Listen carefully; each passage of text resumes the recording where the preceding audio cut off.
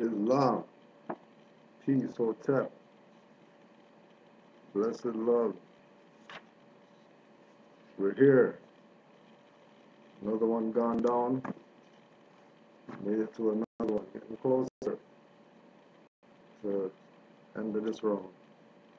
Welcome, Canaanland Moore's class, July 1st, 2014.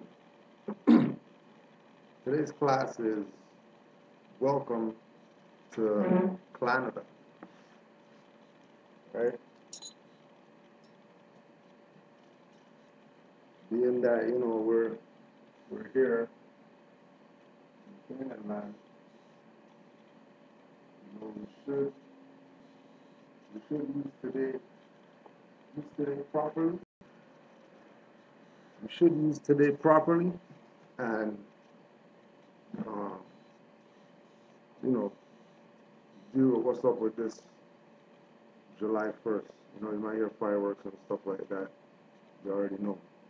Um, just to put on the record, Islam to all the Moors worldwide, Islam to all the active Moors, Islam to all the Moors just coming into your nationality and birthright.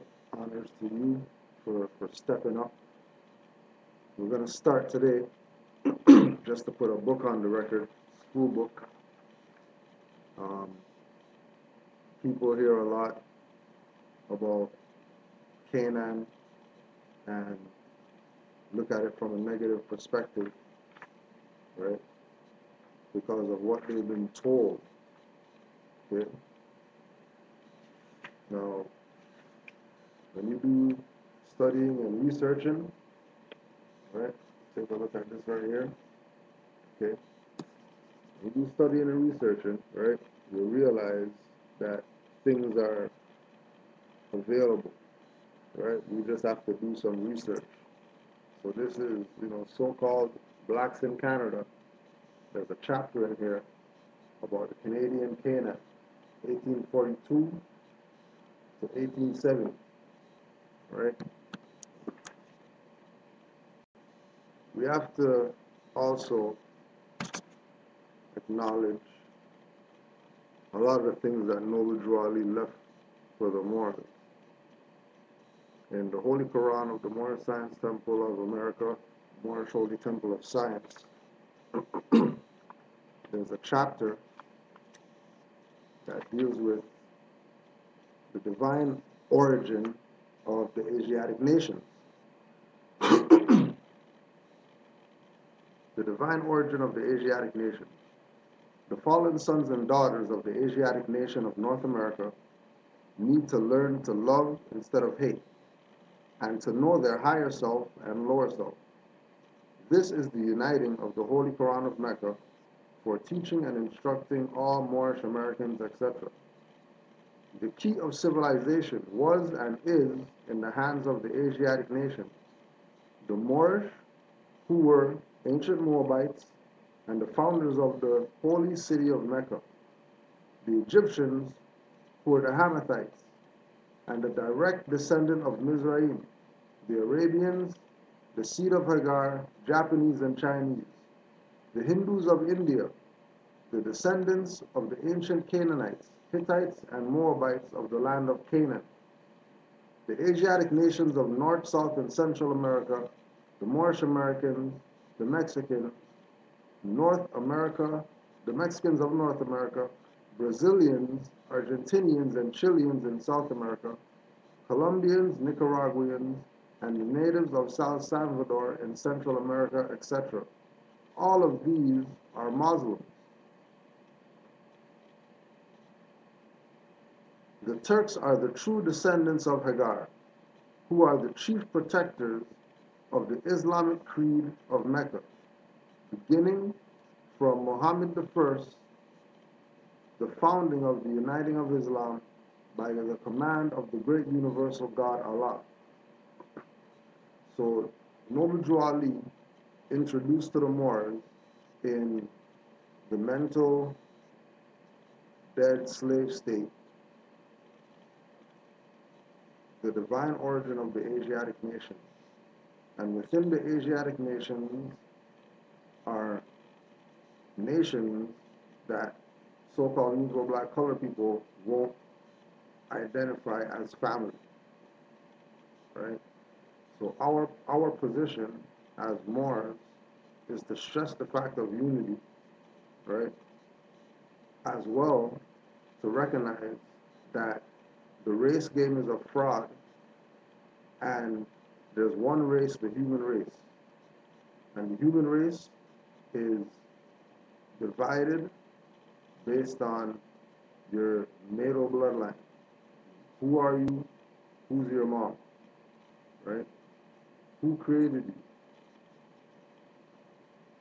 you? In looking at the foundation of the so-called democracy of Canada, the democracy of Canada, if you go to YouTube, if you look up Canaanland Moors, is it a democracy?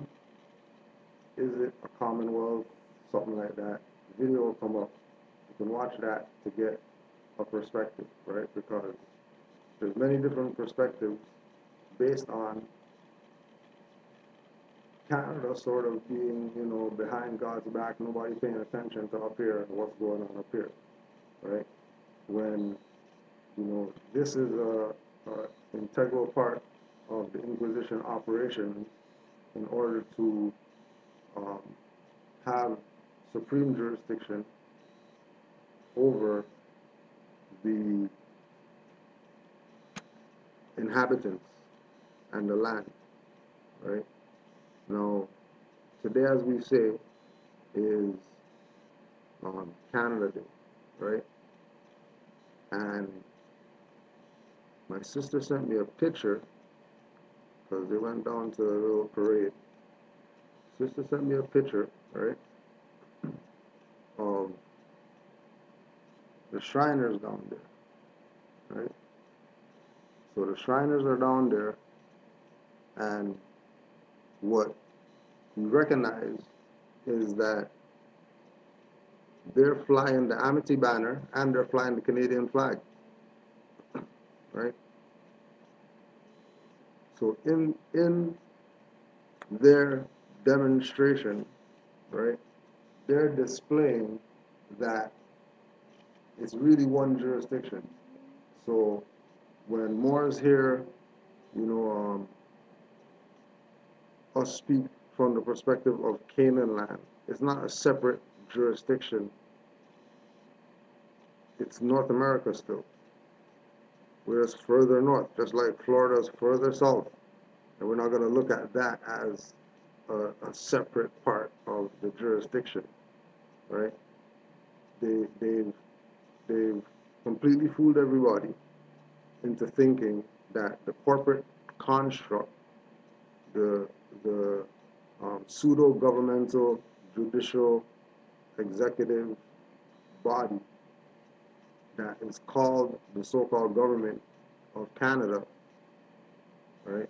People have been fooled into thinking that that is the land, that is the citizenry of the people, when the reality is that that's private, European foreign corporation connected to the U.S. democracy foreign corporation that is taking the position of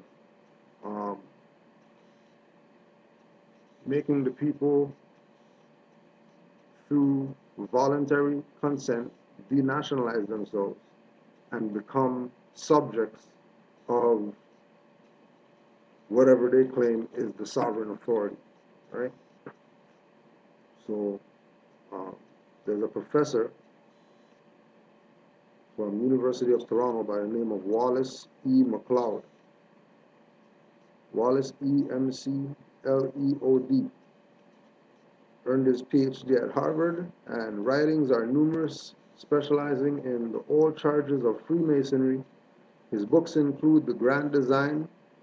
He is a past master of Mizpata Lodge, Ontario, past master of Quatuor Coronati Lodge, England, past Grand Senior Warden, a past President and Fellow of the Philalese, Pilales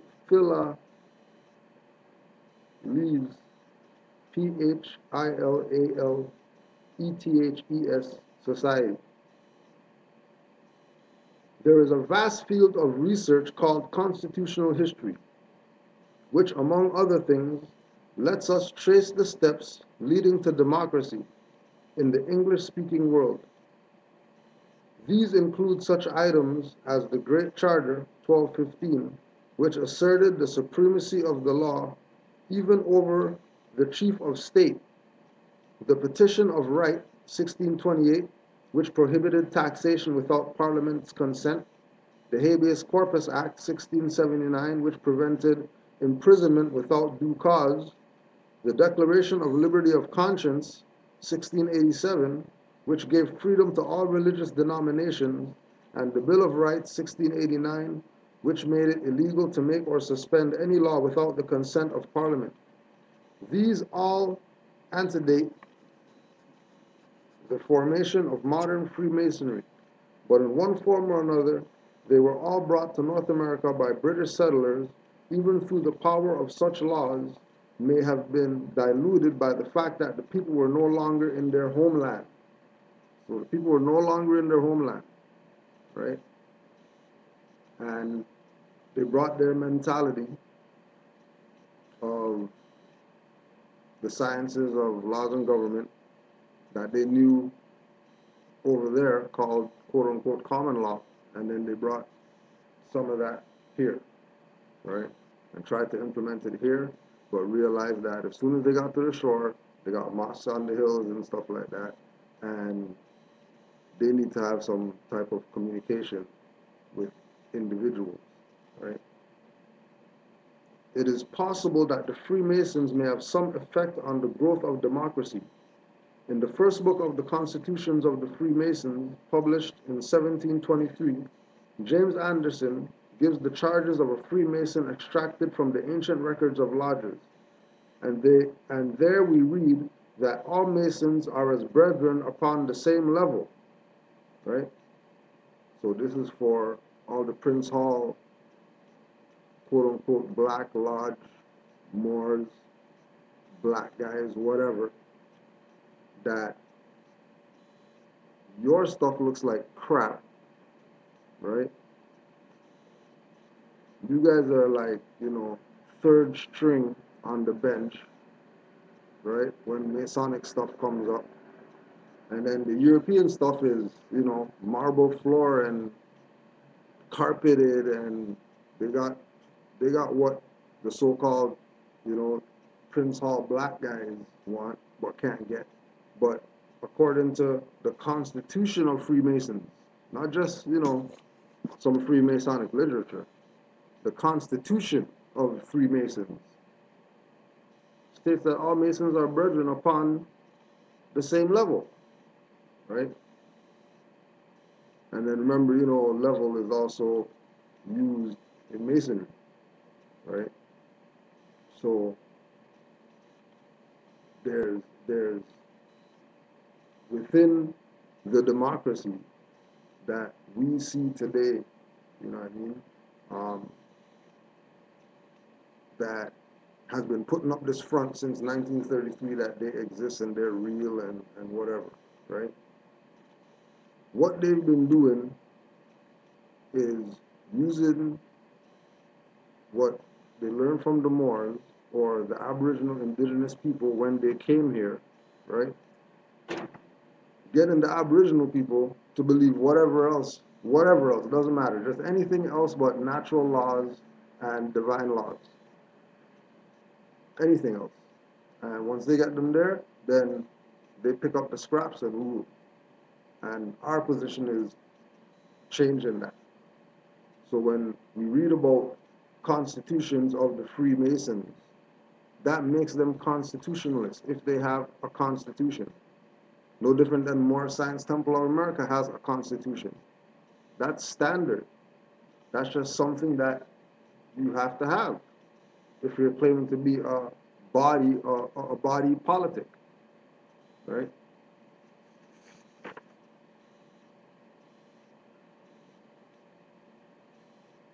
The Loyalists included many Freemasons who had fought on the British side. Major Peter Van Alstyne of Cuyler's Corps led the refugees who settled in Adolphustown in 1784. He was master of St. James No. 7, Fredericksburg in 1797.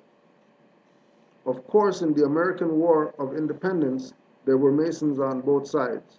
The earliest Masonic record in what is now Ontario is the certificate dated February 11, 1780, of Henry Nels, a New Yorker, who was initiated in the lodge on the 8th or King's Own Regiment of Foot, number 5, on the Provincial Register of Quebec. After the Revolution, many of those on the losing side migrated north to Canada. More than 30,000 moved to the Atlantic colonies, 2,000 settled in Quebec, and 7,500 came to what is now Ontario.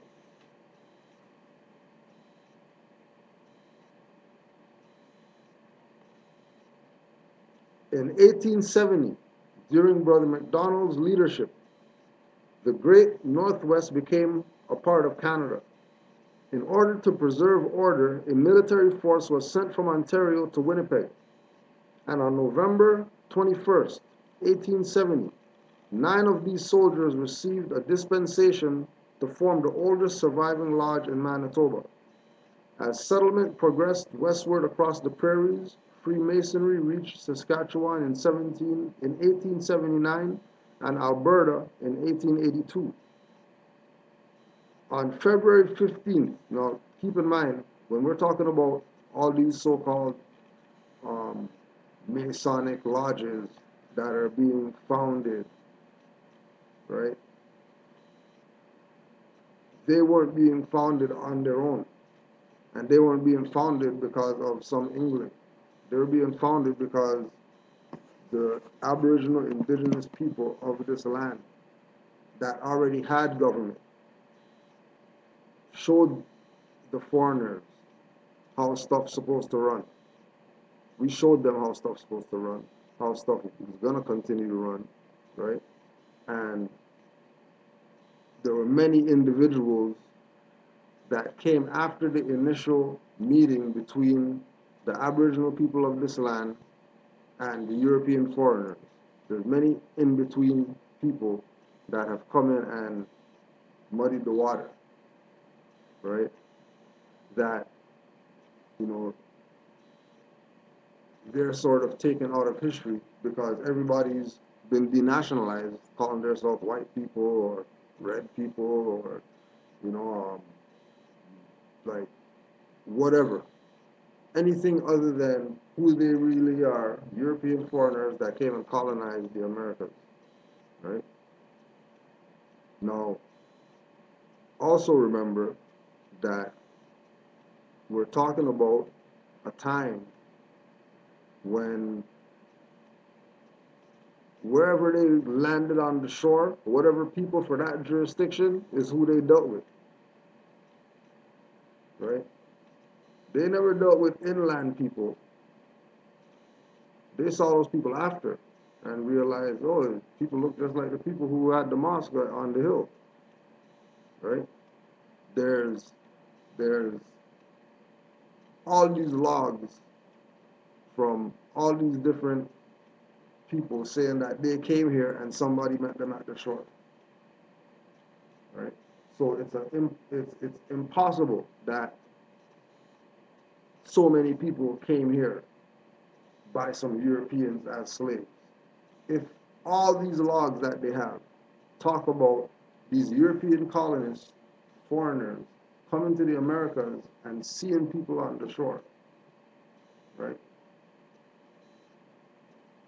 On February 15, 1965, after a prolonged debate, a distinctively Canadian flag with the maple leaf was adopted to take place of the so-called red ensign. The prime mover in this discussion was the Honorable John Ross Matheson, who had been initiated in Quebec's Lodge number 578 Kingston in 1940, right? So John Ross Matheson, you probably have to do library book research on him because they have too much stuff online. And the history of him taking down a red flag that was here, right? This is 65, so not even a long time ago, right? Taking down a red flag and then having the Maple Leaf stuff. Now remember, there was Canada / Acadia as well. And there was Canaanland and Canandaigua and Turtle Island and all these other things going on at the same time when all this is going on, when these settlers are coming here. So the jurisdiction that has the superior claim is obviously, the British monarchy, right? So the British monarchy is all about, using their quote-unquote sovereign power to exercise their dominion on the planet. Now, we have, right, her, right, Elizabeth, and she is dressed up as the sovereign of the order. The sovereign of the order. Not the sovereign of British monarchy, not the sovereign of some throne in Europe. She is only the sovereign of the order, right? And then you see the dukes around her dressed up as the Royal Knights. Remember the Royal Knights and Martin Lawrence and all that stuff, Black Knight. So the Knights weren't some Europeans. But they're going to dress like the Moors and play the role, right? As usual, because the Moors don't want their birthright. Because the Moors in UK and those jurisdictions, right, are waking up now to the fact that, yeah, this is our stuff around over here. We're not even talking about having anything to do with the Americas. We're talking about strictly history of quote-unquote Europe. Moors are there and identified as Moors.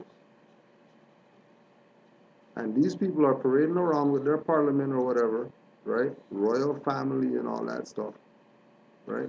On Moorish birthright. Because we already know Queen Charlotte and kings and all that stuff, brothers and sisters, right?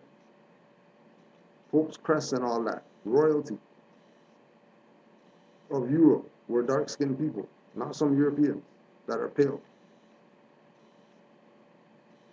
right? So her sovereignty that she's extending is based on her belonging to an order. Her sovereignty is not coming from the nation, because she can't represent the sovereign nation. Because she's not sovereign.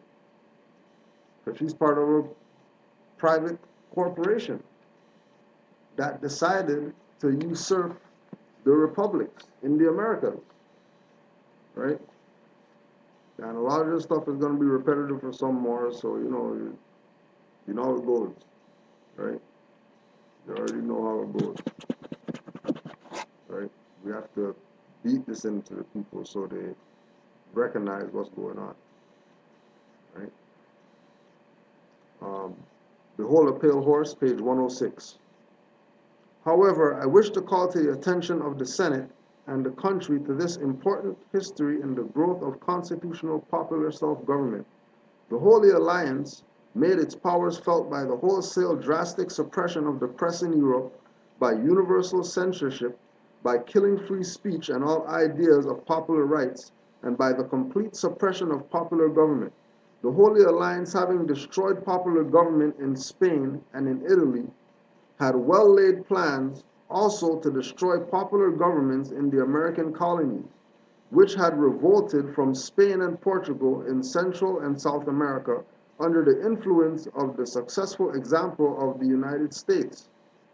It was because of this conspiracy against the American republics by the European monarchies that the great English statesman Canning called the attention of our government to it, and our statesmen, then including Thomas Jefferson, took an active part to bring about the declaration by President Monroe in his next annual message to the Congress of the United States, that the United States would regard it as an act of hostility to the government of the United States and an unfriendly act if this coalition, or if any power of Europe, ever undertook to establish upon the American continent any control of any American republic or to acquire any territorial rights. This is the so-called Monroe Doctrine, the threat under the secret Treaty of Verona to suppress popular government in the American republics is the basis of the Monroe Doctrine. This secret treaty sets forth clearly and the government of the few as against the government of the many. It is a part in reality of developing popular sovereignty when we demand for women equal rights to life, to liberty, to the possession of property, to an equal voice in the making of the laws and the administration of the laws.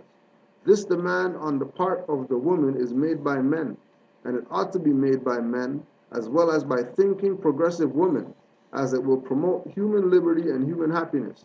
I sympathize with it, and I hope that all parties will in the national conventions give their approval to this larger measure of liberty to the better half of the human race. Author's note: anyone who believes that the monarchs, after being deposed, forgave and forgot, is not playing with a full deck. Most of these families are wealthy beyond belief and may be more powerful today than when they sat upon thrones. Today they are known collectively as the black nobility. Just because the secret Treaty of Verona was signed in 1822 does not mean that the treaty is void. It is imperative that you realize that privately, the black nobility refuses to ever recognize any government other than their own inherited and divine right to rule. They work diligently behind the scenes to cause conditions whereby they might regain their crowns. They believe that the United States belongs to England, right? They believe that the United States and Canada now belongs to England, right? So you see him floating around. You caught this one. There she is again, you know, just in the cut, chilling, and with her nurse. And her nurse got on this belt buckle, and, you know, got these, wow, they've been telling us, so don't even front like we're not supposed to know. Because this little belt buckle right here comes from the Royal Masonic Hospital, which has been around since about 1933 or something like that, right? And it's funny that, you know, it came about 1933, but they make sure that they have the star, right, on there, right? So you already know who reps that star. You don't have to say any, you know, ain't no secret, right? And then on the other side, we have Solomon's seal, right, which is disguised as compass and square. Okay, so you can get a better, right? So you can get a better of it. Now, if this is the Queen's nurse, now remember the hospital closed down in 2006, right? And this lady comes out wearing this belt buckle for the Royal Masonic Hospital, right? That's supposed to be closed down since 2006. Okay? Clearly, they're exercising Moorish birthrights because Moors aren't exercising their stuff. Remember, this is the quote unquote Royal Masonic Hospital. And we're talking about this because, she's on all the money out here. So, all the fiat up here. Since she's on the fiat, we'll talk about her and her nurse's belt buckle. Because people in Canaanland think, Moors is a joke thing and, they don't want to get down with this. When I'm getting calls from the Netherlands and stuff like that. Right? And folks, nurses walking around with compass and square and Eastern Star belt buckles. Right? So everybody knows what's up, but you already know. Moorish Jewish family lineages traceable today in Cape of Guinea and Biafra. Moorish Jewish. Interesting. Because people talk crap about Moors and they keep on bringing up Muslim stuff.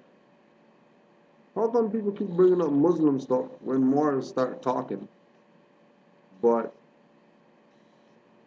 Moors were Jewish as well? Right? How come every time we talk about Moorish nationality people, first thing comes out of their mouth is some Turkish Muslim, Arab, whatever. They don't want to get down with this. When there were Moors that were Jews. That had nothing to do with Islam. As far as the mentality that certain people have. Right? Jewish historical presence remains on Santo Anteo, traceable in the name of a little village that domain. Synagogues.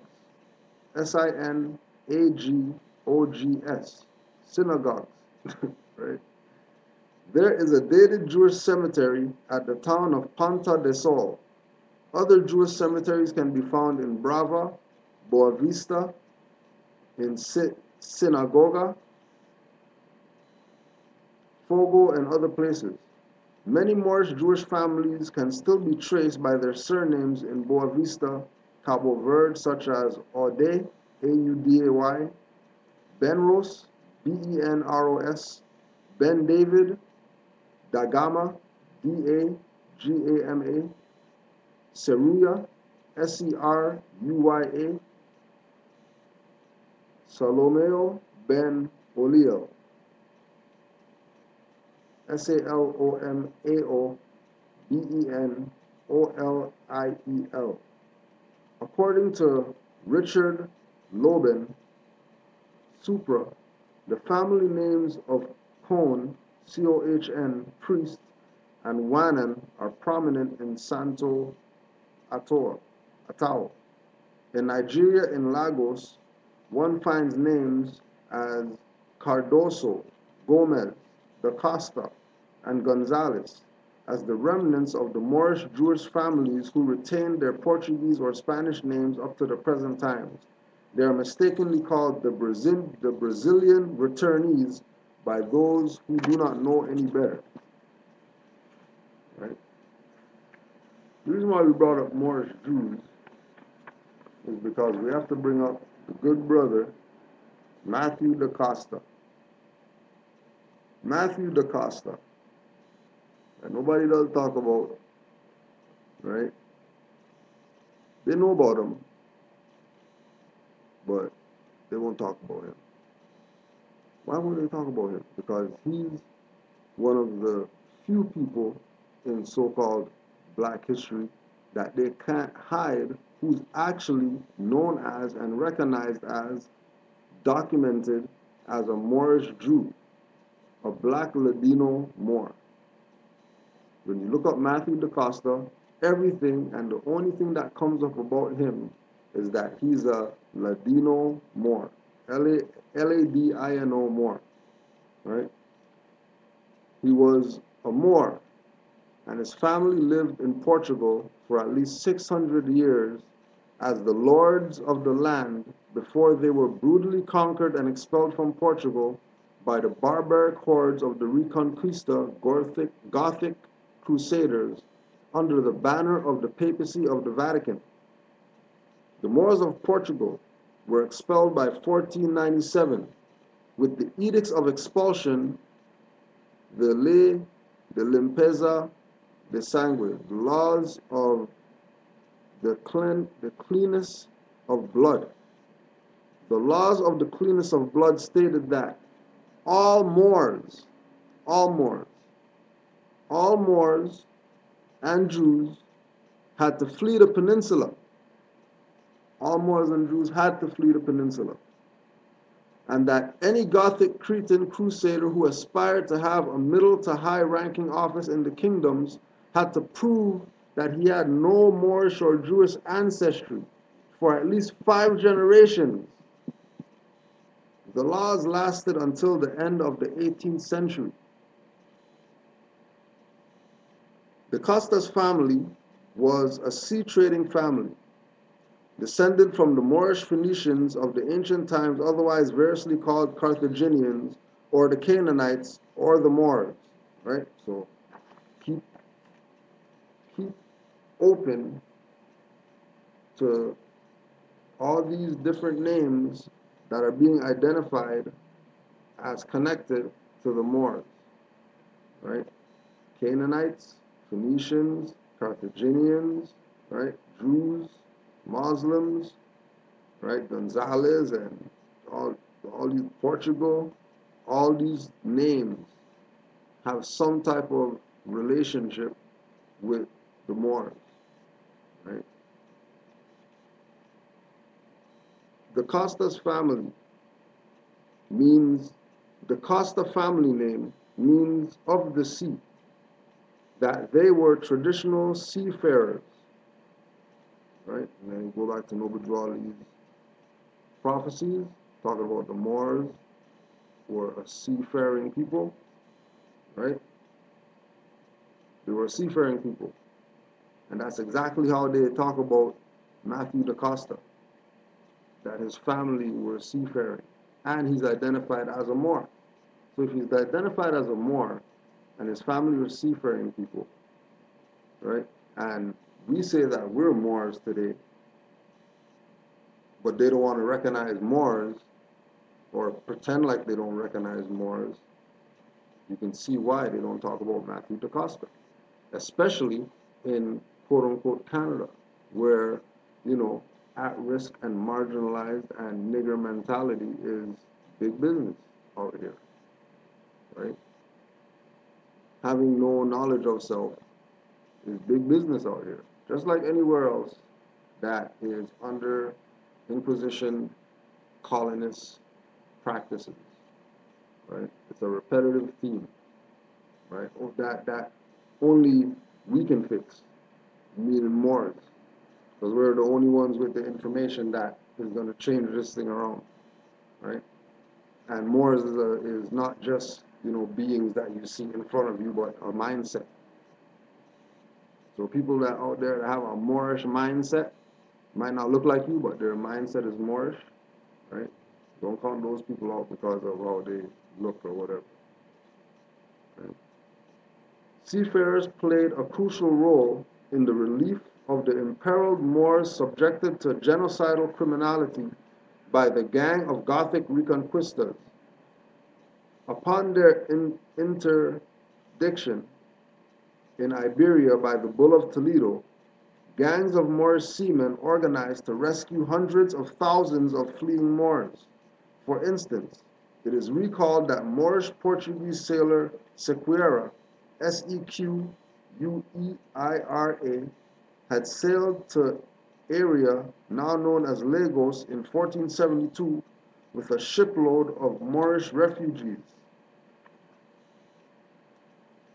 The only verified known fact about Matthew da Costa is a document showing that he was in Holland in February 1607 Apparently, the Dutch had kidnapped him from the French.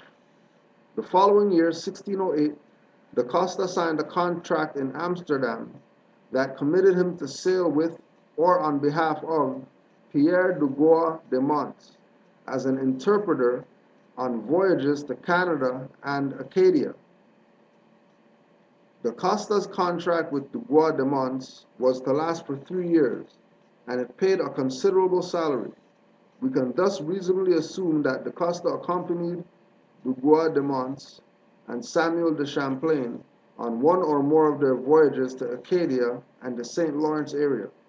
Evidence also exists that Da Costa was put in prison in Le Havre, France in December 1609. The reason behind the charges against him are unknown, but he was accused of insolences, suggesting that Da Costa had an independent spirit and spoke his mind.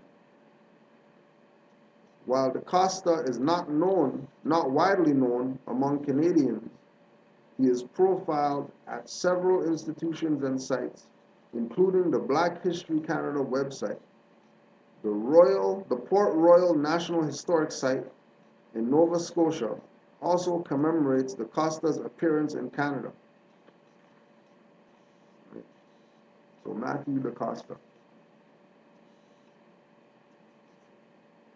Now it's known and documented that he came over here as a free Moor, right? In May 29th, 1775. Right? All these, little dates and stuff are important because with a timeline, you're able to have reference points that would lead you in a particular direction for where you're trying to go. So the story is that Canada was founded in 1865. But then when you go to the Journals of the Continental Congress, there's a letter to the inhabitants of Canada from 1775. So we tell Moors, we try to put it on people that it's not what we're saying, that Canada's a fraud and all that. But if somebody's going to tell me Canada was founded 1867, and I believed that until 2014, and then just, doing research or whatever, I find a document talking about Journals of the Continental Congress, letter to the inhabitants of Canada from 1775, something has to be up because, I supposedly graduated from school here.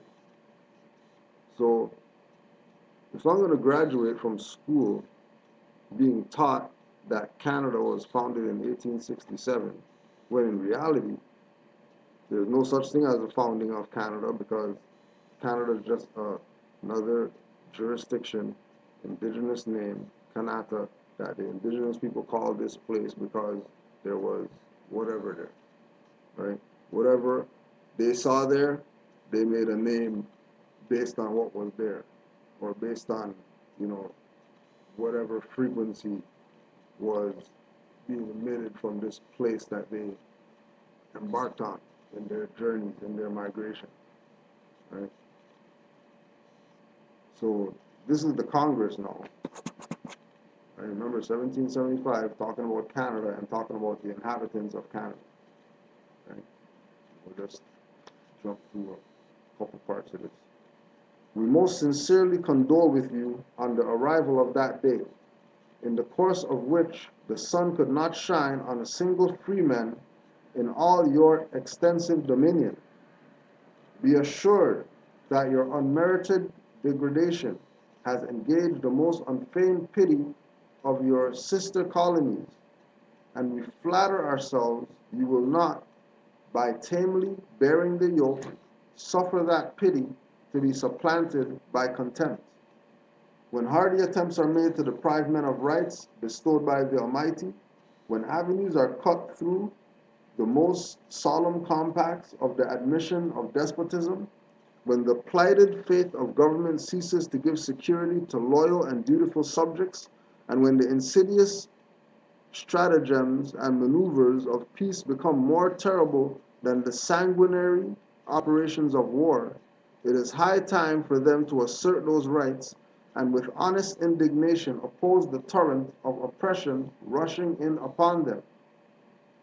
In the introduction of your present form of government, or rather present form of tyranny, you and your wives and your children are made slaves.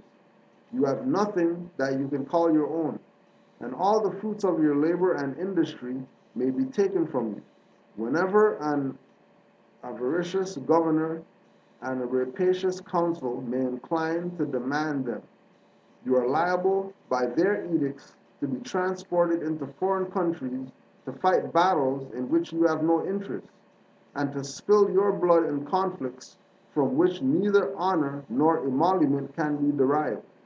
Nay, the enjoyment of your very religion on the present system depends on a legislature in which you have no share, and over which you have no control, and your priests are exposed to expulsion, banishment, and ruin, whenever their wealth and possessions furnish sufficient temptation.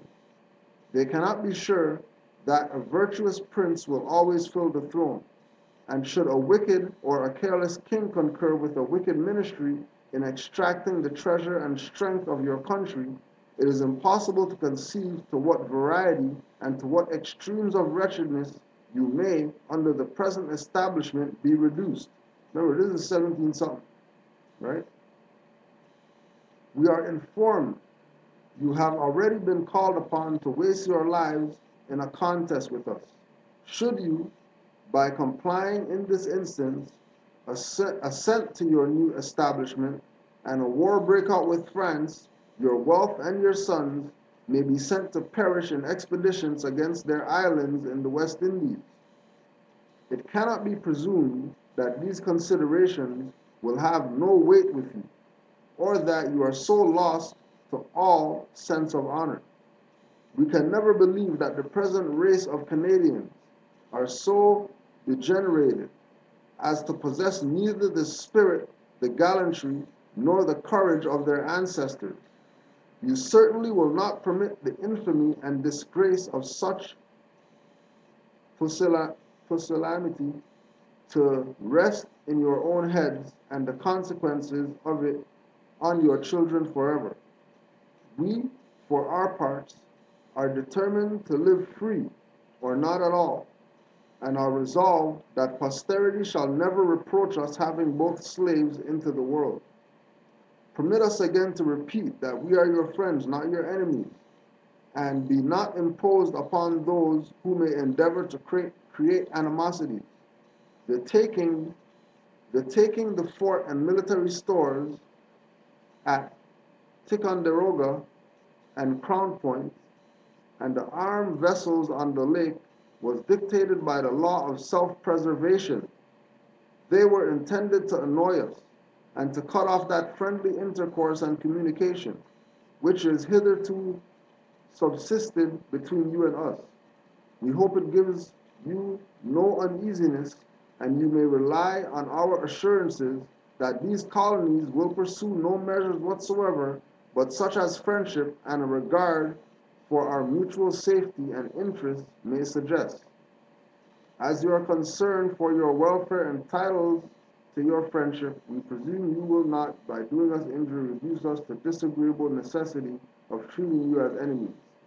Yet we entertain hopes of your uniting with us in the defense of our common liberty, and there is yet reason to believe that should we join in imploring the attention of our sovereign to the unmerited and unparalleled oppressions of his American subjects, he will at length be undeceived and forbid the licentious ministry any longer to riot in the ruins of the rights of mankind.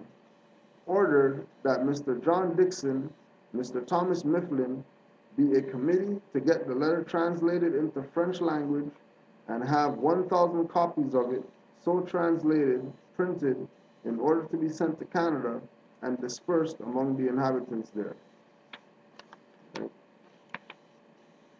So they've been had plans, they've been connected, linked up, and have taken the position of, oh, the Moors fell? All right, let's get to work. Let's get to work and let's just start encroaching and let's just start claiming, right? So in this jurisdiction, where they realize that they could kind of come here and stay, is fur trading. Now remember, Matthew DaCosta was a seafarer. So being that he's a seafarer and he's just one individual, imagine how much traffic was going on between the Americas. Now think about this now. We're talking about 1500s, 1600s, 1700s, right? What type of traffic was going on between these indigenous cultures, right? Who know that you just put the boat in the ocean and it'll take you to where you gotta go. Just wait for that right time, right? Think about how much traffic, right? And you know, we have to also remember that while we're engaged in traffic, right? Europeans, they don't know what's going on. They don't know about there's oceans and stuff out there and you can sail from one end to the other and all that, right? Very few of them were doing that at that time. There wasn't no fleets of them. Only the ones who were brave enough to either be down with the Moors or use the Moors as their interpreter or as their captain or, you know, well, you need a Moor to hold that rope right there, right? And, they pick the guy that knows 20 languages to be the rope holder because they know when they get to the other side, right, he's going to be the one doing all the talking with whoever they bump into over there, right? And it's them hearing the stories amongst the Moors that made them know about stuff over there. Because all those people over there are dumb people. No culture, no whatever, right? We're talking about after Renaissance and all that. They still didn't have anything, right? Because if they had something, Europeans wouldn't be leaving there to come to the Americas. If Europe had something, right? They wouldn't be coming over here if everything was good over there, right? So obviously stuff wasn't going on over there, and who are you going to blame? Leadership. It's not the people. If the people's getting lynched by the government, then obviously it's not the people, right? So that's not even a position the government is supposed to take, right? So they started doing this fur trading, right, with these so-called indigenous people, right? And this is where the so-called, when you get to the fur trade, this is where the um, the Moorish presence in indigenous culture is faded out when you get to the fur trade. Because when you talk about fur trade, that predominantly happened in the north. Because fur, you need fur out here, right? You need some kind of fur out here or you ain't making it until next spring. Simple as that, right? So fur trade out here was big business, huge business, right? So, they started up these crown corporations. And the crown corporations, for example, um, Hudson's Bay Company is probably the most well known, right? So Hudson's Bay Company is now, clothing store, department store, racks and racks and racks of, stuff. But initially, they were fur traders, right? Foreigners, colonists coming over here, raping Aboriginal indigenous culture. Because remember, them coming here as loyalists, they're coming from, not places that have ankle high snow and stuff like that. Not those times, right? They're coming to places where, you know, you wake up tomorrow morning and everywhere is frozen, everywhere is under ice. Everywhere is under ice. All the trees are under ice, right? All the roads are under ice, and you're not going anywhere until ice melts, right? So this is what they came to. And once again, you know what I mean? The friendly natives, you know what I mean? Willing to show these people the culture, right? Now remember, we're talking about the northern Moors, right? The northern Moors, okay? Because the idea of indigenous people being this far north is through the story of, crossing Bering Strait and all that, right? Granted, people crossed the Bering Strait, but reality, Moors were up and down this north, central, south continent and the islands forever. So there was definitely a presence of people, dark-skinned people, that were in the north, that were surviving in the north, right? Right. This was before Eskimos and these people, right? Before Metis and people who they say are First Nations. Before them, there was people seal hunting and ice fishing and building igloos and all that, right? That looked like our people, and some of those people, majority of them that came from south to north, go back that they're descendants of the Omens, right? And the most probably prominent of them is the Adena people, right? So when we recognize that we've had a stay in this land, right? From south to north, we've had a stay in this land, right? It's been told to us that we have a stay, but for whatever reason, well, we know that it's the witchcraft, it's the sorcery, right? We know that it's sorcery. But it's only sorcery that's going to make these people not pick up their birthright. Something basic as, we've been here 50,000 years, so why are you going to go back to some African country or whatever when you've been here for 50,000 years?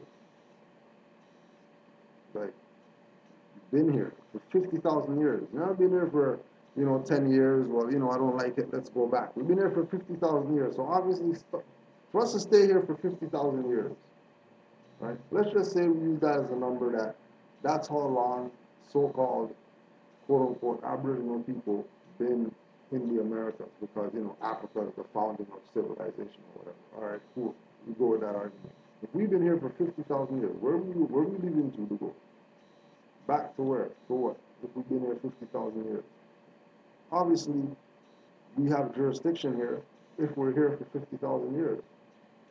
Obviously, we have a government here. Obviously, we're doing the things that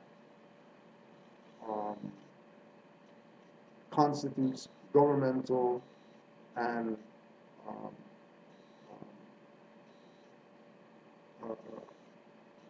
a way that people can live civilized amongst each other, right? So when we recognize that the Europeans, and I mean even Europeans who we know that we're cool with, right? They have to recognize, yeah, they're foreigners here. And the only reason that they're here is because they're ipso jure Moorish subjects. And if you're a subject, then you don't have jurisdiction to make any claims of anything. So, right, there's no argument. It's not Moore's trying to take over and run stuff. It's recognizing that somebody did that already with our birthright.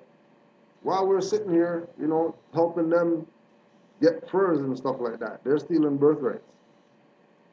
And then now you have, just like we were talking about the other day in class, now you have the so-called natives on reserves that people think that those guys are really the native people. And then there's Negro, black, colored people out here, and they're left out of the loop with regard to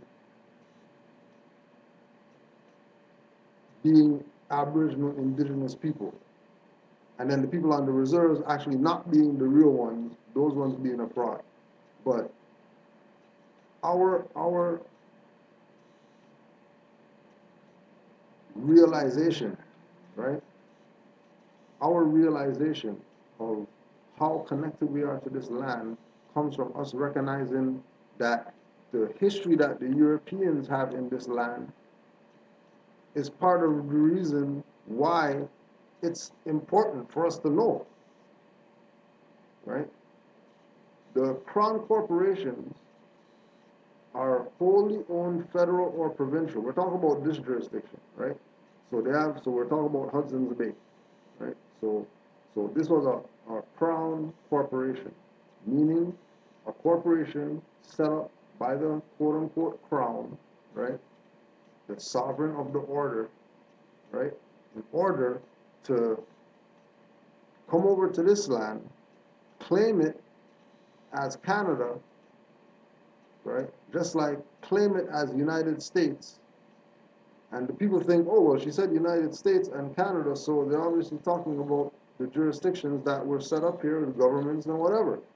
When that's not what they're talking about. They're talking about their private crown corporations that they set up and they establish all over the world, right, in order to expand their so-called empire that's only on paper, that everybody's starting to realize that it's only on paper, because they don't have any collateral for anything that they're claiming that they got.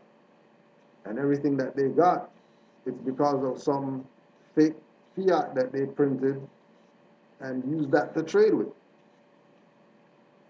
while telling the people that they're doing business with that they have collateral. Right? And the collateral that they're using to show, collateral is the gross national product, which is the people. So when the people realize that don't want to be that anymore, just like the so-called quote-unquote Indians on the reserve, they realize that they don't want to be that anymore.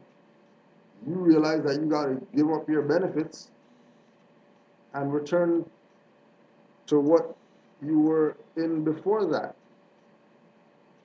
right? But they can't do that because this is not their land. Half those people that say that they're native or whatever, they come from China, Manchuria, Cambodia or whatever. They're not from over here. So that knocks them out. They can't make a claim. That's why you could see that Europeans violate all these treaties, right? And then they make this uproar, oh yeah, we're violating treaties or whatever, to try to give them some legitimacy. But those treaties are void from when they were made, because those aren't indigenous people. Those people came from China across the Bering Strait, settled here, met Adena people here already, doing fishing through ice. 20 feet of ice, fishing through that, right? That's what we're dealing with, right? Now, because their claim is they're Indian, they're under the jurisdiction, so shut the hell up, stay on the reserve. Don't say anything, zip the lips. Chief's coming, you got the Benz, Beamer, whatever, chauffeur coming out the back, lay down the stuff so he doesn't step in the mud and all that. That's what the chiefs get out here. Right? And then you have the select few who, they never took the check. right? So the problem with getting Albion off the land is that Moors, right? Moors first have to recognize who they are. And once the Moors recognize who they are, and then everybody else recognizes that we recognize who we are, right? Not playing stupid games about this temple, that temple, and these Moors over here and those Moors over there and whatever, right? If you say that you're Moors, then you have a jurisdiction. If you have a jurisdiction, then that jurisdiction better be running like it's supposed to run, because the Moors are there. And if it's not running like that, it's all about getting it up to speed so it's running like that. Because the only way that we're gonna take everything back is by reestablishing the nation states, which are Moorish jurisdictions, which is anywhere that are Moors, just like anywhere the temple is because there's a Moor there, not because there's a building. So once people recognize and realize that the Moors are also going against these crown corporations. The Moors are also talking about bankruptcy and HJR blank, blank, blank, blank, right? And the Moors are taking their place to write writs, taking their place to start businesses, corporations, associations, whatever, dealing with the principles that the Moors taught humanity forever, then we can prove that there's a disguise going on over here.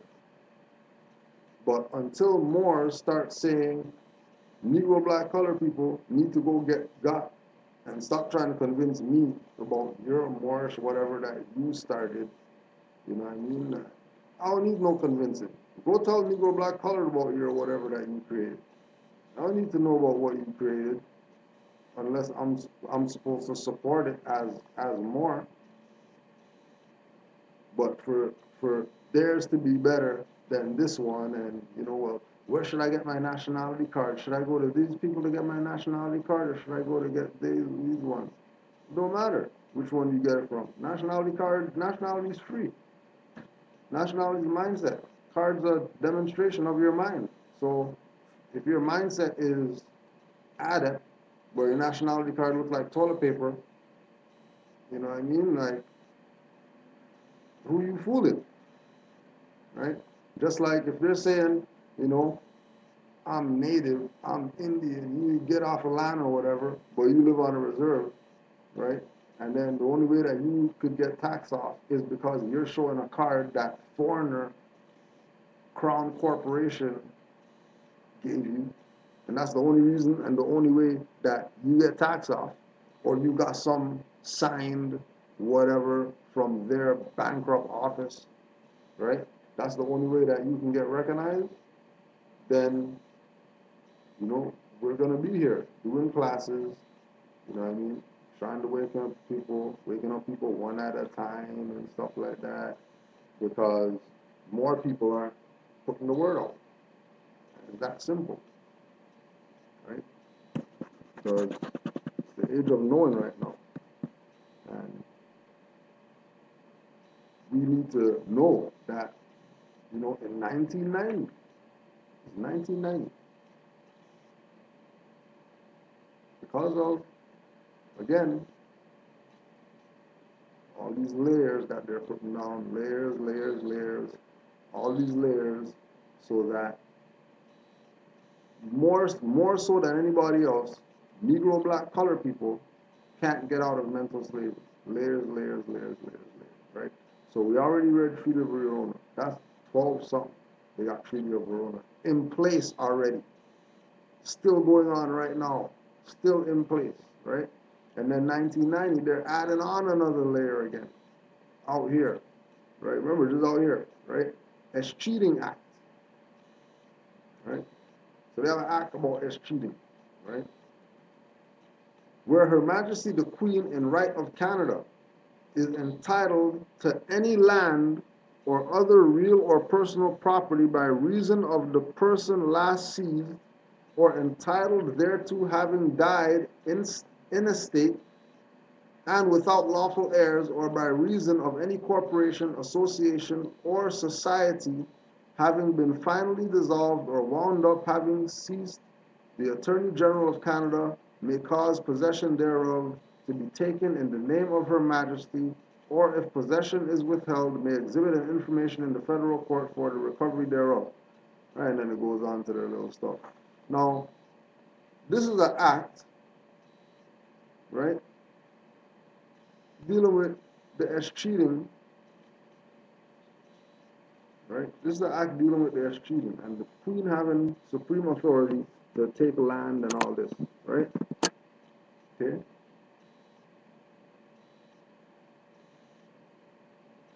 But their second article in this act is the definition of escheat. It's not their concept. It's not their private law. They took the definition, right? This is how these frauds run stuff. They took the definition of escheat, right, and put that in their act as what their act is. The definition of escheat, right? And what's that? Imitation, counterfeit. Because you can take some law dictionary definition, put that in some document, and say that, yeah, that's my whatever it is, right? Claim that you're making. That's a dictionary definition. That's not volition, right? So these people got their little authority. Right? Good? I'm here. Here. He has holding it down. No. Right? So these people have their little act that they brought in 1990, talking about, you know, Queen has certain jurisdiction to do whatever. How did Queen get the jurisdiction? Same thing. So-called Indians, who aren't really Indians, they're really from Manchuria, Cambodia, wherever, over there, across the Bering Strait, right? That's how they came here, right? But they don't want to be themselves, just like Moors don't want to be themselves. They want to be Negro, black, colored people.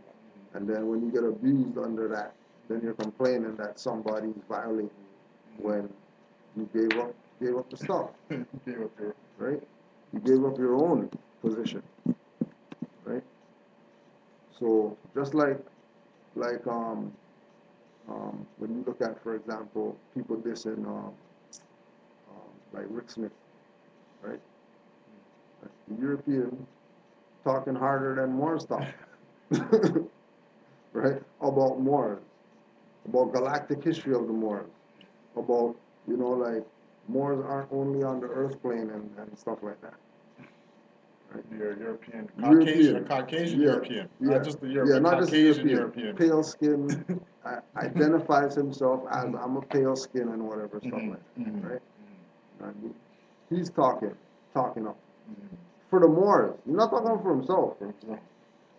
He's talking up for the Moors because he got information, right? So once we understand that you know these people, the authority that they're claiming to have is only based on them and their orders. It's only based in them and their society, them and their body politic that they created for themselves, right? In land that's not theirs, in order for them to be able to live and be called quote unquote citizens and not be recognized as niggers anymore. Right? And then they switched the stuff, and then they became the ones that, you know, are in power, claiming jurisdictions and all this stuff already, right?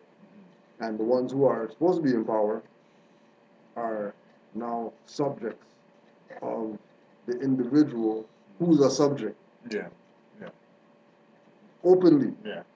admit that they're a subject, right? Or we let the subjects rule. Let the subjects rule, right? Now, somebody that you gonna research is John Horse. John Horse. And John Horse was another one of these Moors, right? Best that we got of them, right? Another one of these Moors that they used as interpreter. Okay, yeah. You know, the one of interpreter these role. Moors have 10 languages or whatever. Yeah, they always that had they that just role. find somewhere. We just brought him as the guy. Yeah, the guy, help. just to help, you know, we don't understand what's being said here. Yeah. But he's not from there, but we brought him. But we brought him here, to right? To talk the same explain. language as these people over here.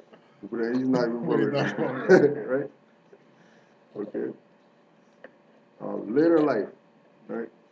Horse secured land for migrants in Mexico. In 1870, he lived in La Guana de Parras. Many of the veterans served Mexico as border guards. After the American Civil War, the United States emancipation of slaves, the U.S. Army recruited black Seminoles from Mexico to serve as scouts. Right? Black Seminoles. Seminoles. Yeah, right, or more. Right? But they don't play the game. But they don't want to nationalization. You know, they they call it as what it is. Yeah. Call you some tribal thing, right? Which puts you in the jurisdiction because and then you start don't repping want the to be tribe. tribal. Yeah, But you start repping the tribe. exactly. Start repping the tribe, right? That's what got people like Dr. York caught up. Now you represent the tribe. You're calling yourself Nuapia Nation of Moors, but you're a chief of our tribe. What are you talking about? If you're saying that you're Moors, you're head of something, you better be Grand Governor, Grand Sheik, or something like that. Your title better be something that is recognized. You're claiming some title, and then you're claiming some tribe that average person would say, oh, that's an Indian tribe. Right? Say Yamisi, that's an Indian tribe. They're not classified as black Indians or red Indians or whatever. They're just Indian. Right? In the jurisdiction.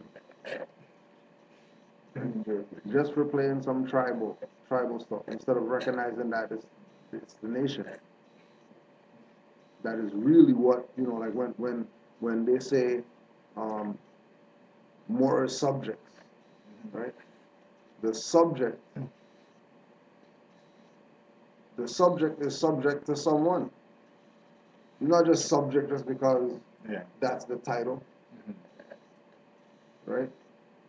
And if you're a subject of the Emperor of Morocco, right?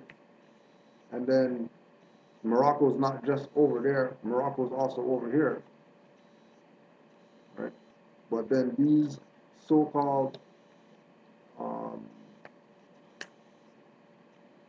Americans could come from somewhere else where they're not known as Americans, and then come over here, and then all of a sudden be Americans, and then have a government, and have all this stuff, and set up a country, and now they're going all over the world, and people recognize them as who they say they are, and whatever like that, but nobody's not paying attention to people only recognize them because Morocco recognized them.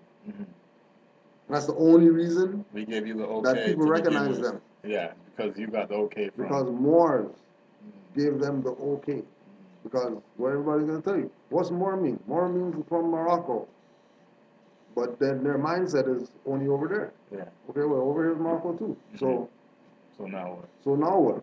Moors from Morocco. Right? When, so there's all this freaking slave stuff. Because when you start researching the Canadian fraud history, you realize that that history is very small. That history is only from 1800s. That's and not they really get into it. Like they really, it's new fraud, right? That's established now, right? You know, but it was something that you know was started prior, right? Knowing that, you know, there's all this land further north than here. You know what I mean? Yeah, we got 13 colonies, but like, I heard that there's stuff up there, Yeah. oil sands and stuff like that and whatever, right? A little bit more for us to go escheat, a little bit more for us to go encroach on, right? Go fraud some people out. Go fraud some people out with some syphilis blankets and stuff, right? So it's you know, indigenous people now, just like everything, right? Yeah, no, because it's Canada Day is the whole reason why we're doing this. That's the whole reason for today. Use the ritual, use the energy Yeah. to, let's really Canada Day or something, right? Let's really do something, right? So the the celebration, right, between the so-called democracy of U.S., July 4th, and the so-called democracy of Canada, July 1st, right, is one celebration, Yeah. right? It's one celebration, right? Even though people think that their People think days, that our days day's on the first, and yeah, their day's on the fourth, so, and that's and our their days thing, on, and our yeah. days. There's no their thing and their thing. It's one thing. It's an extended party, right? 2 day, Right? 3 day party. 3 day party. Whatever you right? want to say. Okay? So, 4th of July, 1854, there was a chief by the name of John Queen who had a little speech, Okay. right? So, he did this speech July 1854.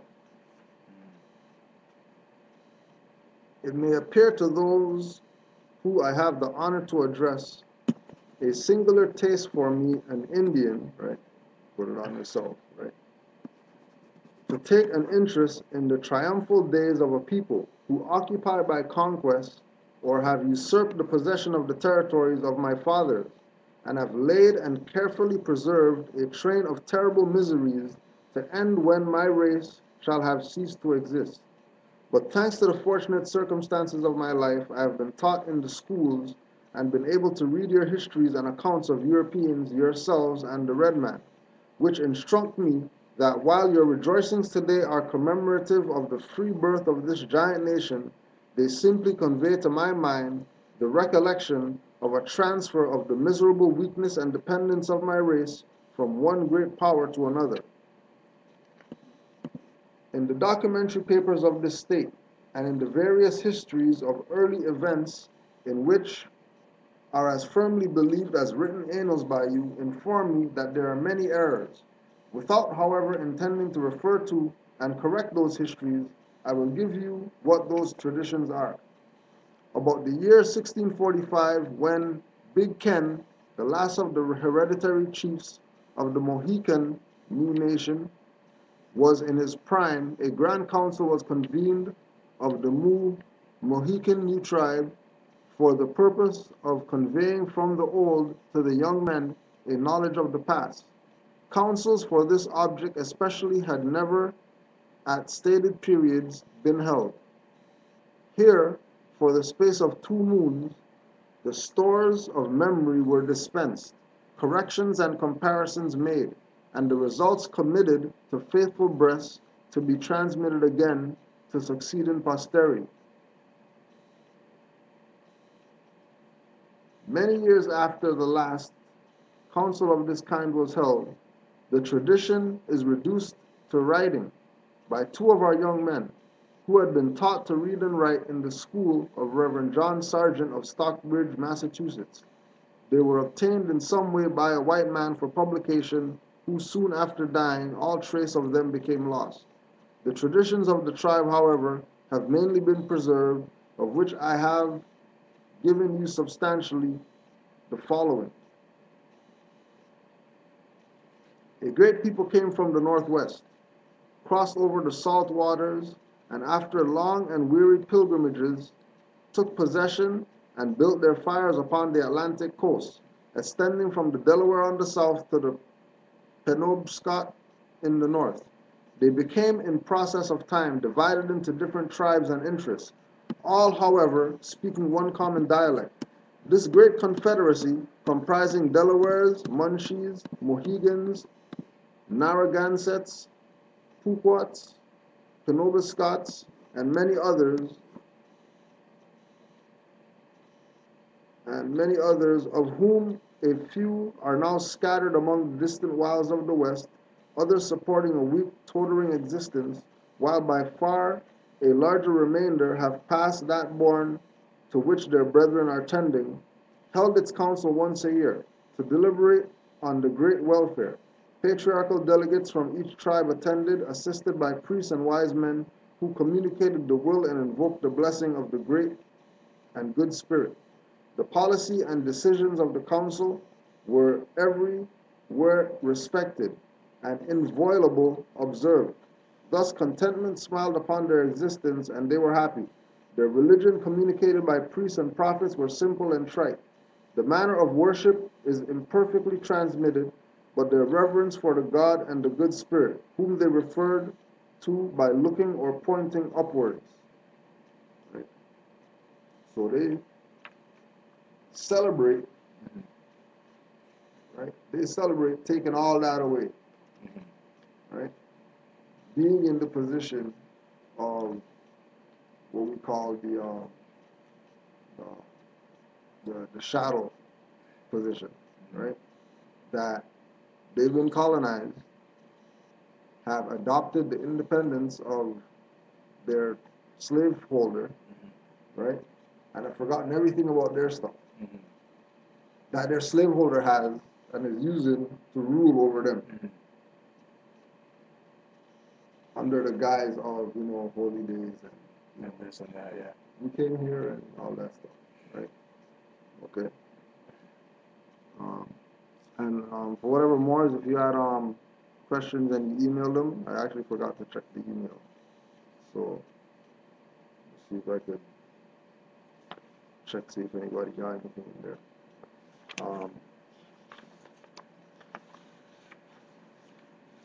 Now another name, also, Matthew Bullock.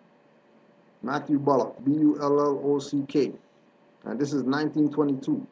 So this brother got some type of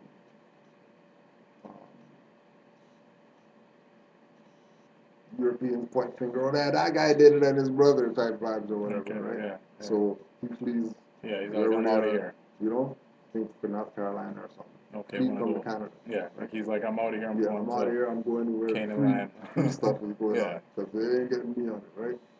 So now he goes there. Then there was a governor, North Carolina governor, Cameron Morrison, who basically was like pushing for them to extradite him. Okay. Right? They're like, yo, like this guy did a crime. Give him back. You guys need to send him back here or whatever, right? So the judge in the extradition hearing plays the one like, well, the only way I'm going to send him back is if, like after going over the case or whatever, right? The only way I'm going to send him back is if you send me documented proof that he's the guy that did whatever you guys said. Yeah, not just a right? hearsay Not thing. just a hearsay, right? Because that was part of the reason why he even brought that up. Because going through the case, he realized that this is just a point finger just thing. hearsay in this. Yeah, like, this could be anybody. This could be anybody. Could have a right? can of soup. This is the brother now, right? And it wasn't that they weren't slaves or nothing like that. No. Right?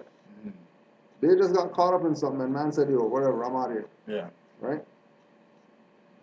Judge released him. Right?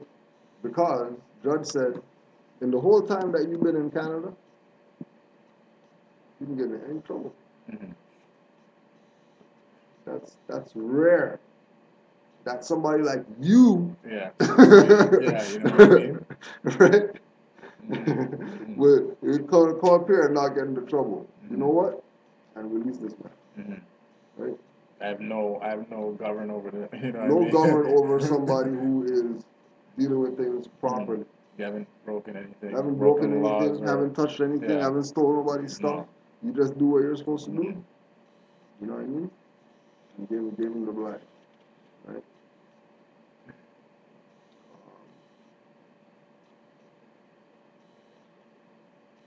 So so-called um, these so-called Indians or whatever, right? Fakers that pump up this fraud, right? By bringing them come to the power hours and stuff like that, and you know what I mean, doing the now this is different, right? Okay, right? Got them dress up in the now when you see if you see a European shock you and have a fez on or a turban, that's not this. We're not talking about individuals who are realizing that you know the only way that humanity is going to be set right is if the pendulum swings in the favor of dark-skinned people. That's the only way it's going to happen, right? So because I recognize that, I'm going to be down with the Moors, right? We're not talking about those mind frame of Europeans. We're talking about the colonists who they know came into the land, started crown corporations and all that stuff, escheating land, right? Treaty of Verona, residential schools, and all this type of stuff. All these people that they know did that. That's the people that they're bringing now, parading around, right? Like they have some, great relationship. No different than when we used to deal with the Garvey Center, right? And the Marcus Garvey Center looked like crap. The Marcus Garvey Center looked like crap. Yeah. But as soon as they're gonna do the mayor or whatever, come through or the to come wave, through and check the kiss the stuff, yo, babies and shake the hands. Oh, this you gotta get swear that this paint, place clean, was, everything, you swear this polished place floor, was everything. like, whoa, this is the Marcus Garvey Center. Whoa, walk in there proud or Yeah. whatever. Next day you walk in there like, Mess, garbage, empty. It's not the same. what happened It's the around here? same. It's not the same. What happened last night? You know what I mean? Right?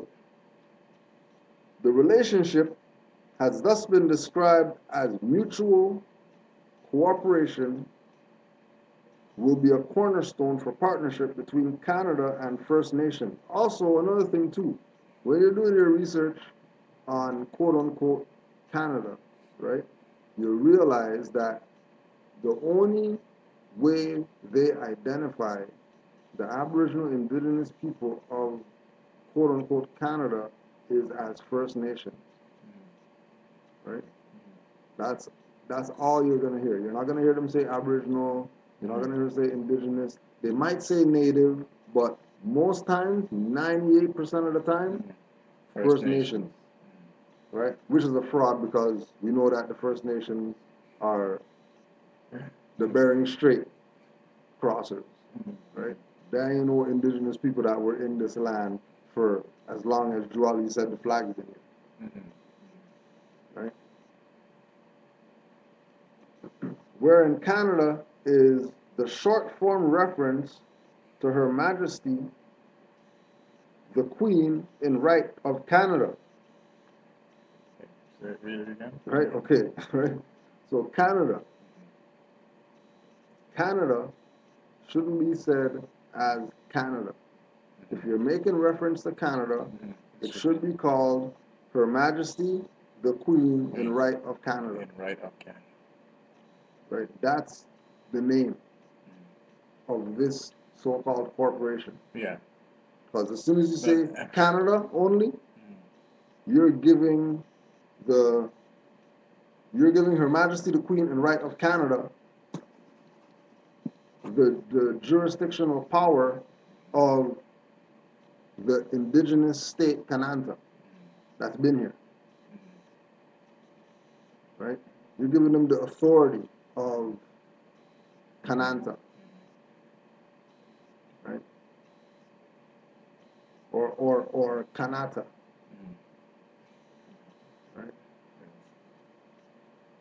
constitutional, oh,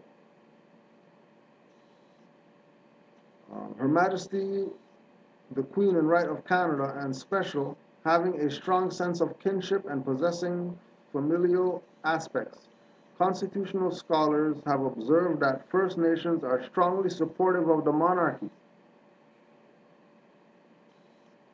Right? Now, that might not be the people who are drinking Lysol and stuff like that. Right? But the guys who have the Beamers and the Benzes and, you know, the Chiefs the ones, you know, the Chiefs, right? That go to, you know, the casino and stuff like that. Those brothers, those ones there, monarchy strongly supportive of the monarchy. Whoever keeps them fed, right? Whoever keeps them fat, right? Feathers all looking wet. the dirty look. The nature of the legal interaction between Canadian sovereign, right? So remember, Her Majesty, the Queen and Right of Canada, sovereignty comes from the order, right? It doesn't come from them being a monarchy or a crown or having some type of national, international sovereign authority. The sovereign authority that they're using is Morocco, right? Over here, right? The sovereignty that they're using in Europe, right, is the same sovereignty on all the crests of all the family names that are still there today, right? And they're using that against the inhabitants,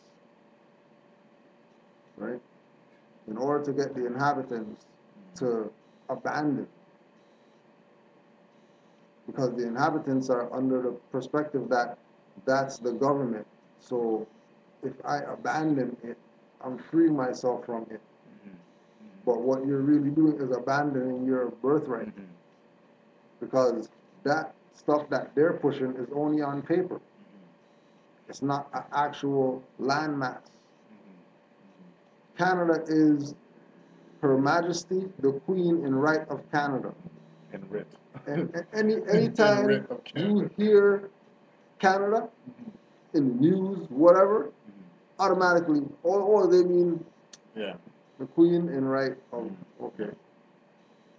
You're talking about your private corporation, right? Just like as soon as they say U.S., oh, Union States Society. The society of Europeans that came over here, colonized here. Okay, cool, right? You know, the Americans of the U.S., you know, no. There's no Americans. There's no continents that fit in countries. That ain't happening. And there's no countries that are corporations that could say that they're the land.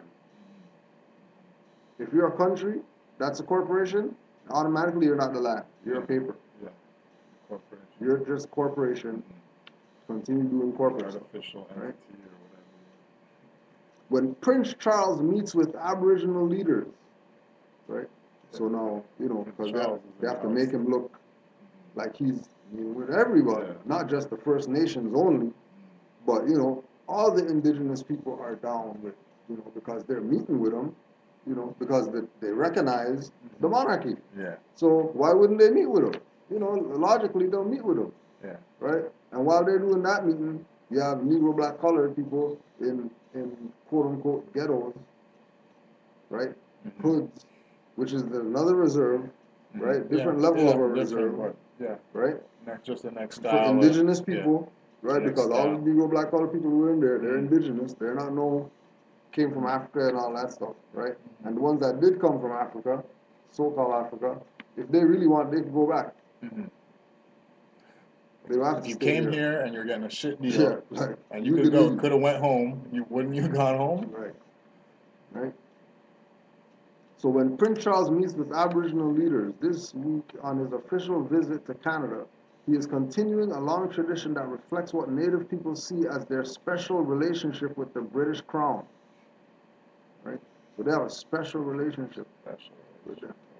Right? Now, and remember, we're talking about today being Canada Day, Mm-hmm. right?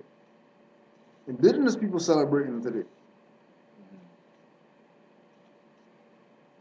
because they helped the union of the whatever, and these people are colonizers. Mm-hmm. Obviously, somebody took checks or something like Yeah, that. yeah. If you're going to be celebrating enemy stuff, Mm-hmm. right? It's a relationship that stretches back to first contact, but was cemented in the 18th century with a document called the Royal Proclamation of 1763, which natives have long viewed as a Bill of Rights for indigenous people in this part of North America. Remember, that's their stuff. Royal Proclamation is their stuff. Mm-hmm. That's colonizers. Mm-hmm. In that document, King George III recognizes that indigenous people had the rights to lands they occupied and promised to protect and not molest them, and that vaguely worded promise lives on today in Article 35 of Canada's Constitution Act of 1982 and a series of Supreme Court rulings. But you don't have that authority of your lands and your names or whatever if you're under subjugation or occupation. Because you volunteered. Just like Negro black colors volunteered to drink from the fountain with the sign. Mm-hmm. I never said you have to drink from there. Right? Red Crow. Right? Red Crow. Red Crow. Prince Charles was honored with a Kenai chieftainship in 1977, a ceremonial title bestowed by the Blood Tribe in southern Alberta to those who advocate for all First Nations people. Charles, who was given the name Red Crow, is listed as one of the tribe's most prominent members. Right? So this guy who reps the oppressors the or monarchy. whatever. Yeah, the monarchy. You're gonna make this guy honorary just because. Just because. And not just honor, prestigious like big time honor. You know what I mean? Right? Okay. Big time honor. So there are some questions, that the CBC reporters or whatever asked indigenous people. Okay, yeah, Right? yeah. So since y'all rep the guy, Yeah. right? Let's see how much y'all really rep the guy, right? So can you explain the historic relationship between the Crown and Canada's Aboriginal people and why it is relevant today, right? Now, relationship between the Crown and Canada's Indigenous people, right? Canada doesn't have Aboriginal peoples, right? So that right there. So right there, in the jurisdiction, and you're proving that you're down with these guys, right? Taiake Alfred, Taiaiake, Alfred. Treaties were made between European settlers and the original people of this land. Promises of peace and friendship, key words, right? Promises of peace and friendship and cooperation that allowed white people to settle in North America and survive and prosper with the help of the original people of the land. The Crown guaranteed those promises would be kept. Canada inherited all of the obligations and then broke all the promises once it became its own country. The Royal Proclamation of 1763 and treaties still matter because they are records and evidence of the true relationship that should exist between Canada and Indigenous peoples. Boroughs. When the Crown encountered Indigenous peoples in Canada, it created treaties of peace, friendship, and respect for as long as the grass grows and rivers flow and sun shine. All Canadians should be proud that their country was founded on such high principles. Our formal legal and diplomatic relationships rejected creating Canada through force disposition, or conquest. These principles, which lie at the heart of Canada's Constitution, should be further built upon today. We could reject contemporary governmental practices based on force, disposition, and coercion. In 1763 proclamation, Canada's Magna Carta concerning Indigenous peoples places these principles at the heart of Canadian law.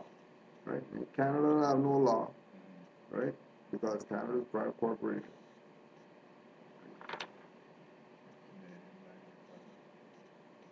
What are some examples of how the historic link has been upheld in recent court cases or treaty negotiations? There are none. Canadian lawyers and judges have consistently abused the rights of Indigenous people and ignored their heritage of treaties and the promises that were made to us. Right? Why? Because they're not no lawyers, no judges. They're European Inquisitionists that you guys know that they're European Inquisitionists, right?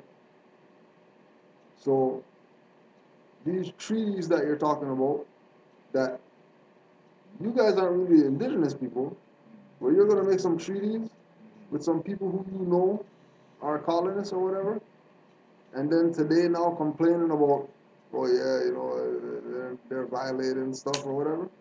No different than Negro, black, colored people complaining about stuff happening to them when your status is shadow. What do you expect to happen to you? Right? Out there busting fireworks for your enslavement. Right? Prince Charles has appeared interested in Aboriginal affairs. How might this interest affect policies or public opinion in Canada? The Queen and Prince Charles have both had a fairly executive amount of interaction with Indigenous peoples in Canada. Both have been bestowed Indigenous names through ceremony. Right? So they were brought into the not being real Indigenous people. Right? Because those guys are a fraud, telling the fraud, come on over and just sing right here, and let's do some fraud together. Right?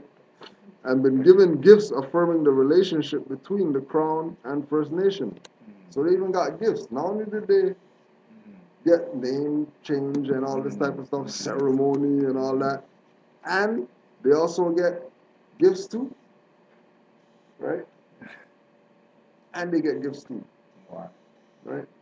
During each visit, including his last visit in 2009, First Nations provided a statement affirming the relationship and seeking commitment to ensure the honor of the Crown in continued support and recognition of First Nation rights and interests. Right? Remember, there's more Aboriginal people than First Nations people. So how come they're talking about recognition of only First Nations rights? What about everybody else? Oh, because you guys are the guys that took the stuff to be done with the fraud guy. Yeah, yeah. And then you pose as, we're the Indigenous people, when you're not. You're not. Just a fraud. And they know what they're doing. They know exactly what they're doing. Right? So you can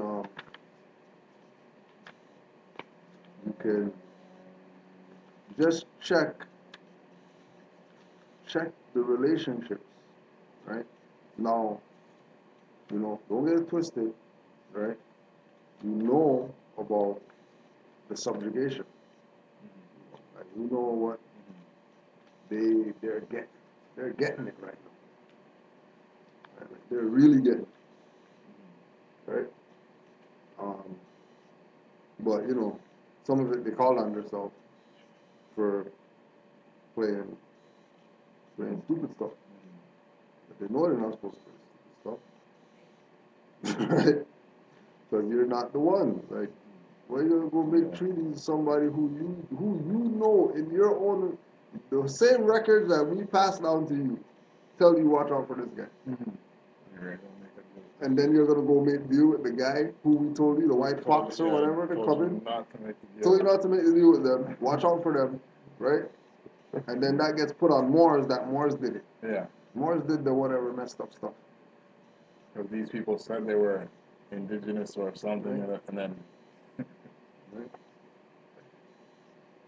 So our position, oh yeah, just one more too, for for all the European Moors. There's another one that you can say. Morian. Moriaan. cafe Bill Yeah, right. Morian. There's another one for you. And then when you say Morian, right? Say Morian. Found that it's just another name of those people, that in English they say the Moors. Guys with the turbans, with the feather and whatever, robes and scimitars and shoes curly and you know what I mean? Like those guys. Right? Because it was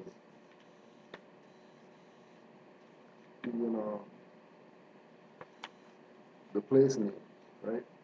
So they're so fraud that they even change nothing.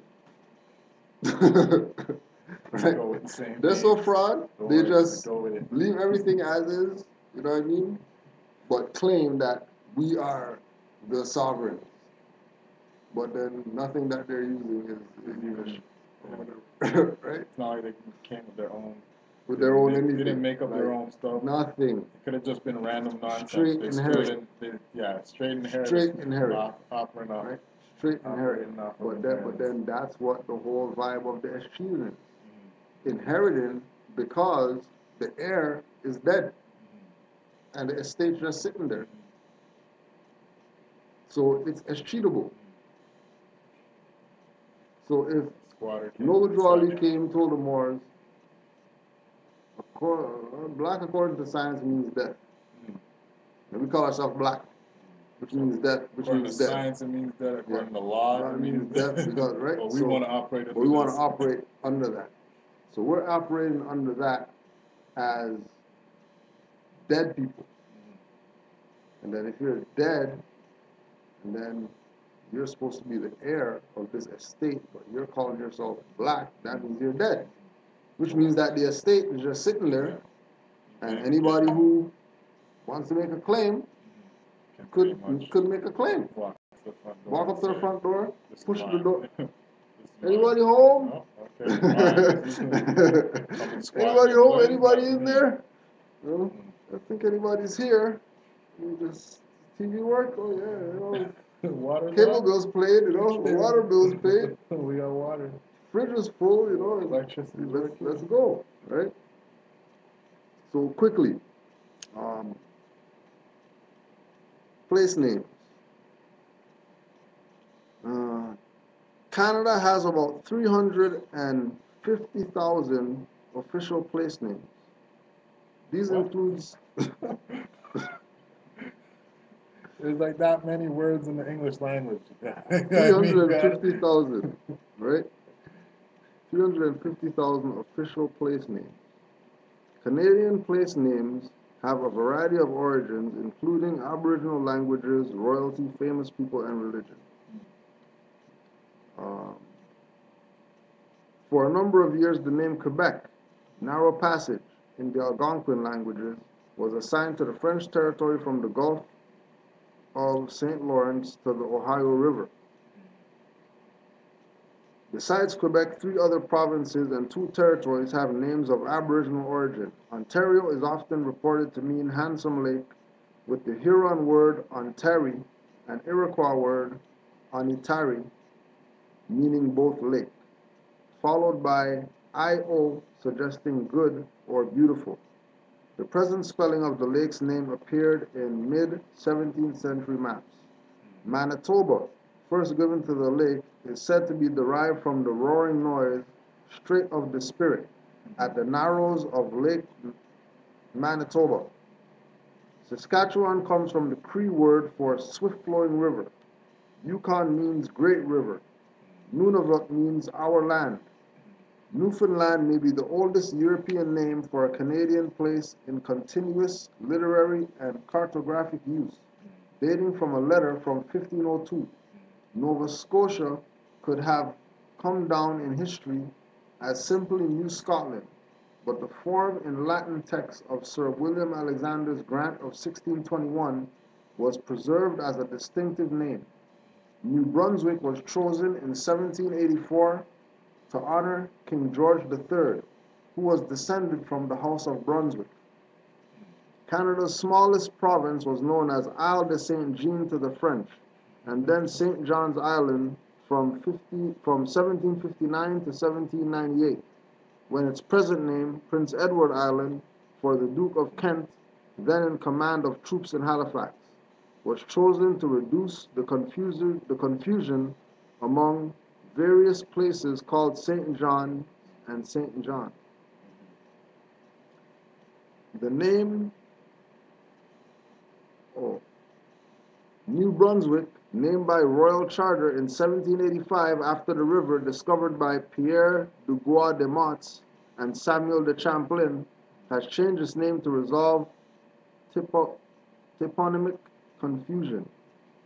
Right? So, and remember, New Brunswick and de Monts and de Champlain are connected with de Costa, who was the Moor that brought them over. Across. Right? That they don't talk about when they talk the history stuff. They just talk about Champlain and he's the man, right? They leave out the Moor always, right? The name British Columbia dates from 1858 when Queen Victoria selected it over New Caledonia. The Columbia River has been named in 1792 by the American explorer Robert Gray for his ship. The word British was added to distinguish the province from South American colony Colombia. The names that are, on the whole, truly unique to Canada are those used by the Aboriginal people of Canada who spoke a multitude of tongues, including Cree and Micmac in the east, Blackfoot and Haida in the west, Chippewayan and Inuktitut in the north. Most of their names describe an outstanding physical characteristic of each feature, while others reflect a significant incident, relate to an activity, or denote a band or tribe. In instances, meanings of names are unreliable and frequently the language source is uncertain. Well-known names relating to physical characteristics include Niagara, neck, in reference to the peninsula between the lakes; Risto Gulch, fine river; Gaspé, end place; Nepisiguit, rough waters; Mississauga, large outlet; Athabasca, where there are reeds; Winnipeg, murky water; Kamloops, meeting of the waters; Toronto, trees standing in water; Pennington, always place, permanently settled; Nanaimo, big strong people; Kelowna, grizzly bear; Inuvik, place of man. Inuvik. Other places' names are translations of Aboriginal designations. For example, Medicine Hat, Moose Jaw, Battle River, Red Deer, Crow's Nest Pass. Some Aboriginal communities with English or French names have had their Aboriginal designation recognized. In 1880, for example, Fort Chimo, Quebec, became Kuujjuaq. In 1987, Frobisher Bay, Northwest Territories, was changed to Iqaluit, and in 1996, Coppermine, Northwest Territories, was changed to Kuglukuk. And just to close out, quick fast, famous Canadian Freemasons: Sir John Abbott, William Badgley, Harold Ballard, Viscount Bennett, Sir Robert Borden, Sir Bowell Mackenzie, Joseph Brant, John Diefenbaker, Thomas Dunkerley, John David Eaton, Sir Sanford Fleming, Tim Horton, William Jarvis, Sir John A. MacDonald, Hart Massey, John Bain McLean, John Molson, James Naismith. Most like the beer. Yeah, I am that. trust Charles Roman, Lord Graves Simcoe. Remember, Lord Graves Simcoe was the one who could have done off George Washington and didn't done him off. He could have done it off. He should have just dealt with that. Right? He could have dealt with the case when he dropped the Thule.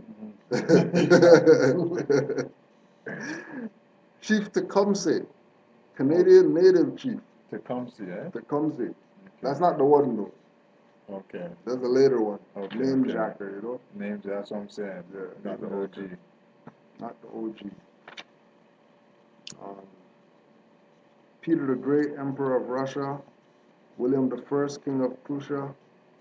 William the Second, King of Netherlands. And those are Canadians. Yeah, apparently.